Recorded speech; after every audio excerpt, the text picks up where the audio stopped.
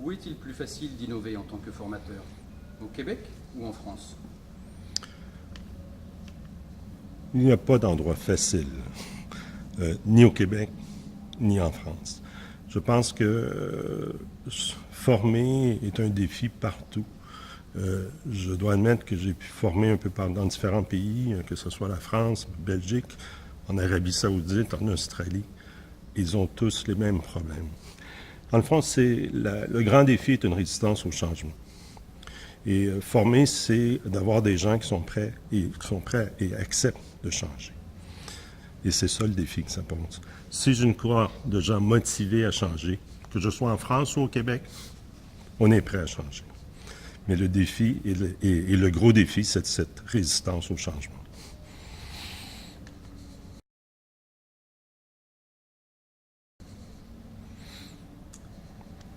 Votre méthode de l'apprentissage par problème peut-elle être transposée à la formation des enseignants en France? Oui, l'apprentissage par problème, ou ce qu'on appelle en anglais aussi problem-based learning, est une forme de pédagogie active qui se prête à toute forme d'enseignement, que ce soit à la rigueur des mathématiques, de la chimie, en sociaux. Nous, on le voit un peu partout à travers le monde. On pourrait former les enseignants à cette approche, mais l'idée de former les enseignants à cette approche, c'est que pour eux, qu'ils puissent l'utiliser par la suite. Alors, il est difficile de changer d'approche si on ne l'a jamais vécu. Alors qu'ils aient appris l'approche par l'approche serait fondamental comme tel et ça se prête excessivement bien. Ça ne pose aucun problème parce que c'est une méthode qui va chercher des acquis. C'est un apprentissage collaboratif, mais les acquis sont quand même présents.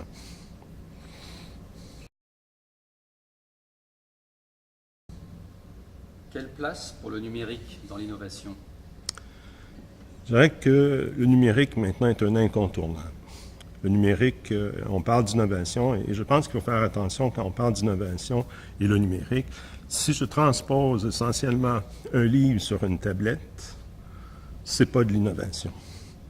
Je change de médium comme tel. Et les gens font cette erreur de concevoir, même de faire les fameux cours qui sont des MOOC, de strictement transférer un cours en ligne n'est pas une innovation pédagogique. J'ai changé de plateforme.